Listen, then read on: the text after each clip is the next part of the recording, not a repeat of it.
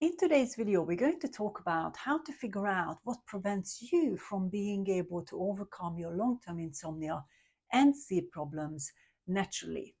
I talked about this topic in different ways over the years, but today I wanted to share with you an additional way to look at it, which actually came through a recent conversation I had with a couple of my clients. As I learn new techniques and tools in my practice as a practitioner, as a sleep coach, I share these with clients on a daily basis.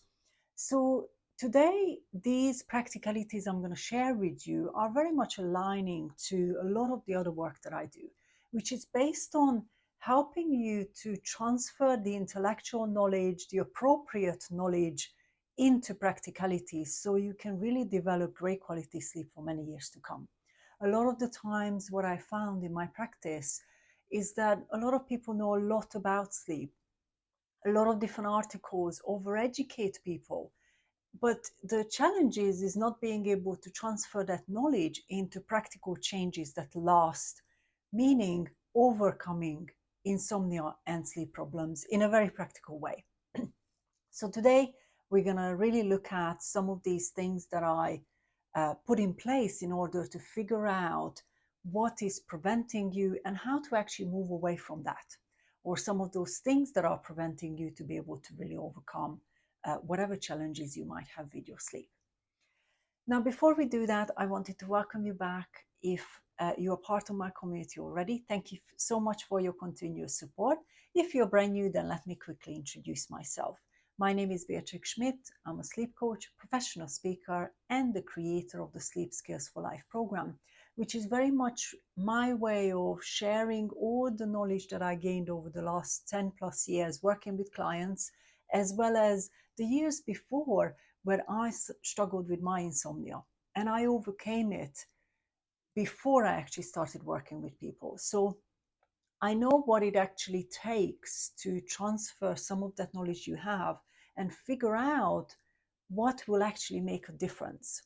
Now, obviously in this video today, it's going to be a general video, which means you have to use your common sense in terms of really going through the process I'm going to share with you so that you can start putting these things in place for you as well. So if you haven't yet, subscribe to my channel, hit that little bell as well so I can let you know when I post new videos.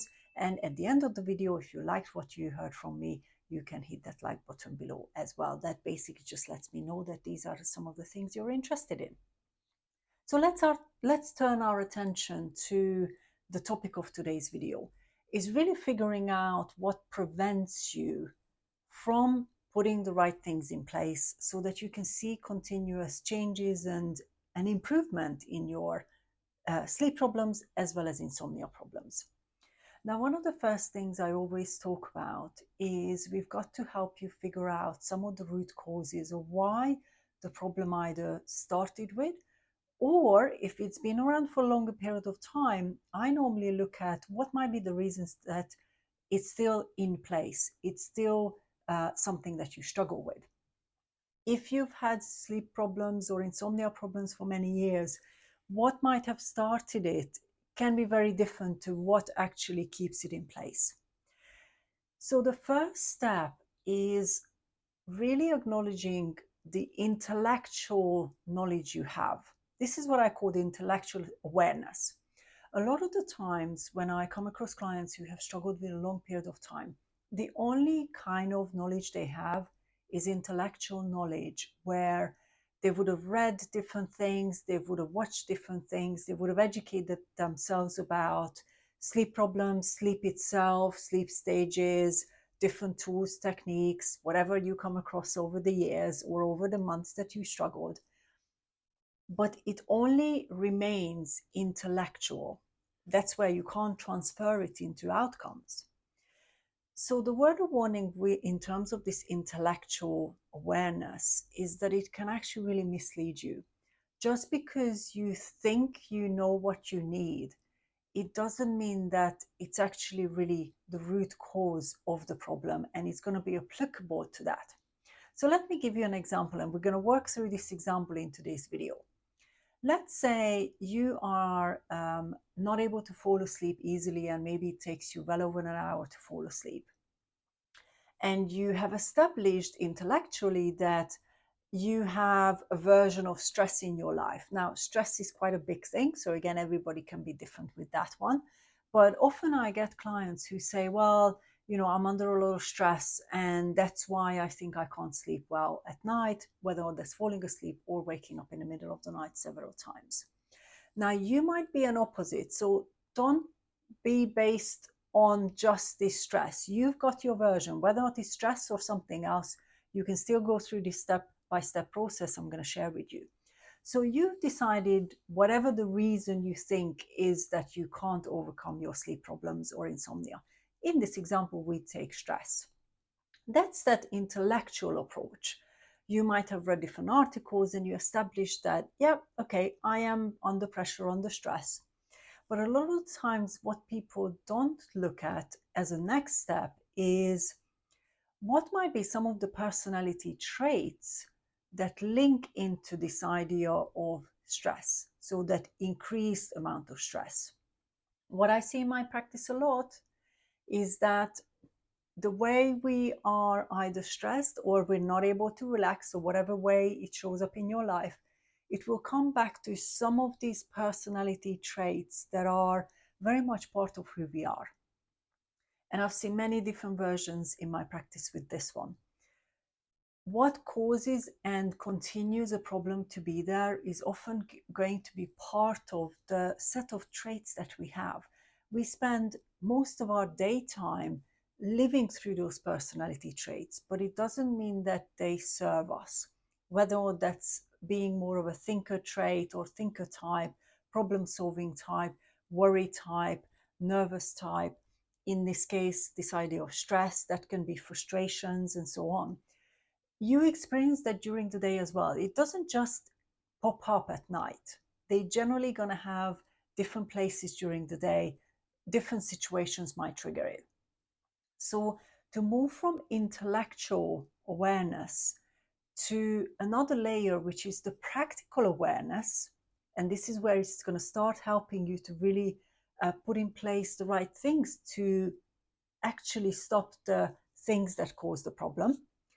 So when you go from intellectual to practical, you can ask yourself and say, okay, so I've established intellectually that there is some stress elements that actually relate to my sleep problems.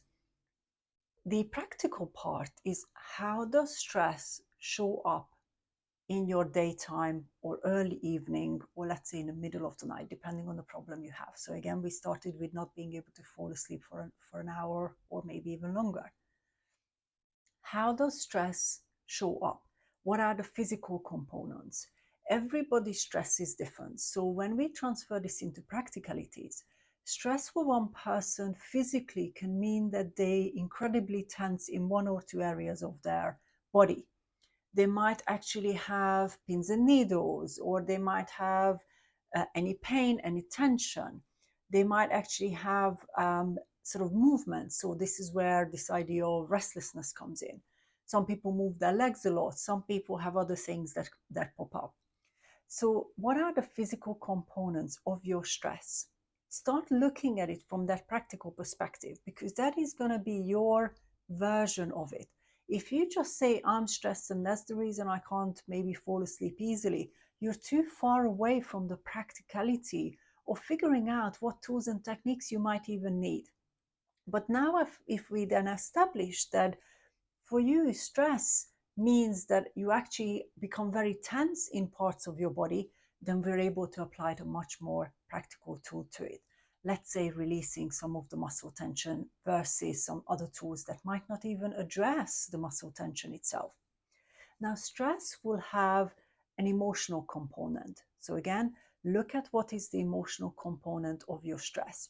The trouble with stress as a big group is that it's very often hard to even understand what you need for it if you're not able to understand what is the emotion behind it.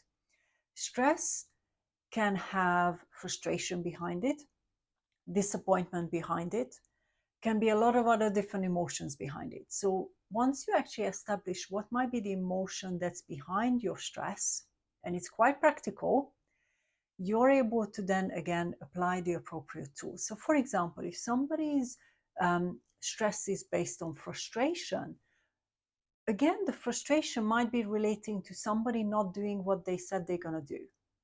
So, if you look at that version, having a nice, kind conversation, this is not about creating arguments and therefore creating more emotions, but it's actually having a conversation with that person to say, right, these things that you're saying but maybe not actually doing is causing this and this frustration in me.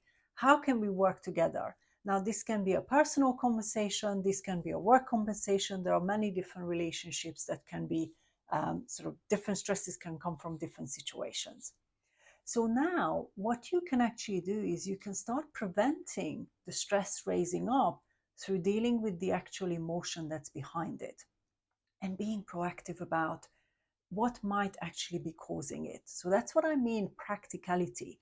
This is where you actually have an opportunity to take a bit of an action around it rather than just label it as stress and not actually be able to deal with it proactively.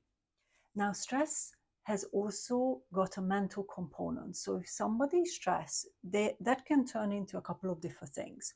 Either very active problem solving in the mind, or it can be, for example, regrets. If you look at past things, maybe things you've done and you didn't want to do them that way, or you have that certain regret around it. Stress can also come from other kind of mentalities, but these are just some examples.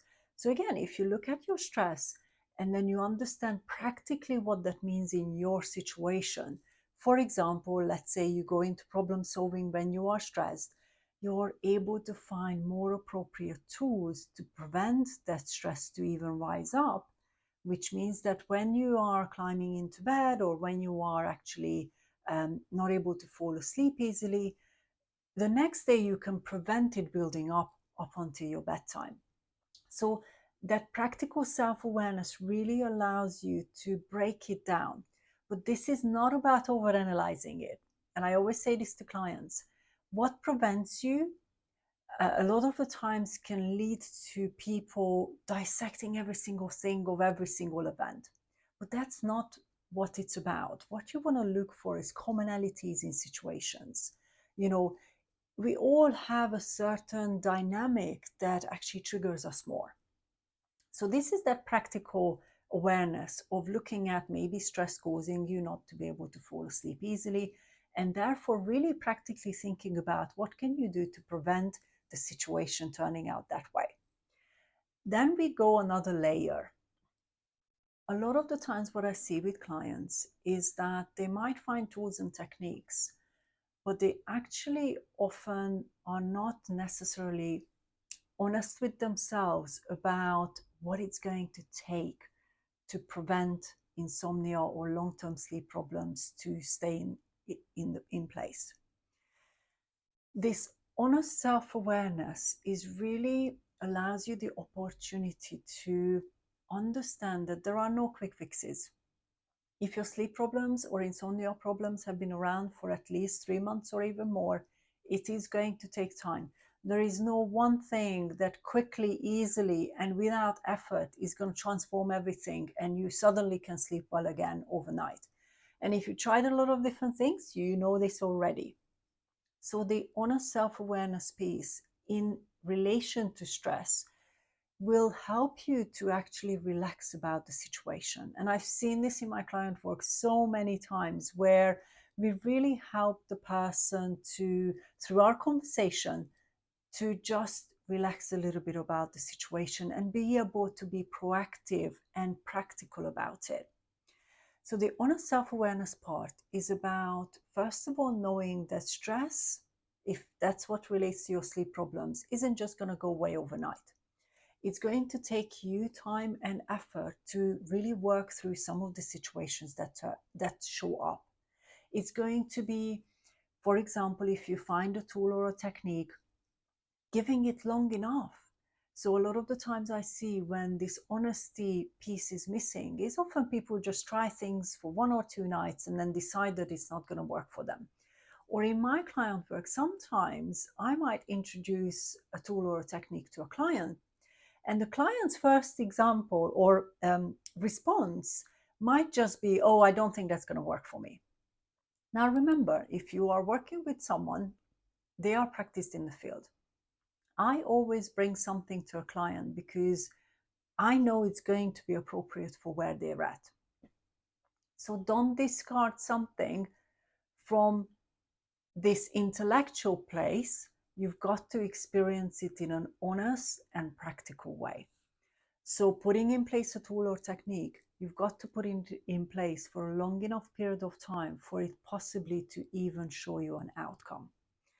Stress-related things as an example, if you put in place a tool one day, but your stress levels are really, really high, it doesn't mean that they're going to make a difference on day one or day two. And I've seen this with clients who have had much more severe or complex sleep problems. It can take weeks before your body even embraces this version of relaxation or even decreases the amount of stress you might experience or the tension you might experience. So the honesty piece here is you've got to do what you need to do and actually do it for long enough, but only if it's relevant to the problem. This is where, again, a lot of the times people try a lot of different things, but let's say they're physically driven, when we know if it is a stress situation, there's no amount of pillow sprays or changing pillows or changing linen or dark curtains that can counter a stress-related problem. They're just not applicable to each other. So that honesty piece is really going to help you to go from the practicality to doing what it takes to make a difference in your situation over a period of time, through practice, through commitment, through actually really saying, okay, well, if I'm going to give myself, let's say, 3 months to sort this out or to make progress, not becoming impatient about it on day one or day two. Now, the last layer is what actually helped me and many of my clients who have struggled with insomnia before to keep their sleep in a good place for many years after, let's say, our work, or in my case, after I overcame my insomnia. And that is what I call true self-awareness. True self-awareness allows you to adjust. So again, in this situation with, let's say, stress-related type problems falling asleep, if you are the type of person who gets stressy, remember, we come back to the personality traits. That means that stress may still be in your life, but it's about how you work through it. But over years, what happens is when you're being able to be very true to yourself and with yourself, you're able to continue to look at this version of stress that shows up in different ways and adjust. So I struggled with insomnia when I was in my mid-20s. I'm in my early 40s now. My sleep has changed over the years. The different triggers, the different things that I experienced has changed a lot because I've changed as a human being as well. True self-awareness allows you to always proactively understand where you're at without judgment or criticism. Even if, let's say, I have had a night when maybe I struggled a little bit, I never struggle as much as I used to. But let's say, I have had a stressful situation during the day. I'm not immune to those either. And it crept up into my evening and I still felt heightened about it. The true self-awareness allows me to not actually really judge or criticize that situation, but to respect it for what it is. Okay, well, that situation clearly annoyed me enough or frustrated me enough for it to turn into, let's say, a stressful situation.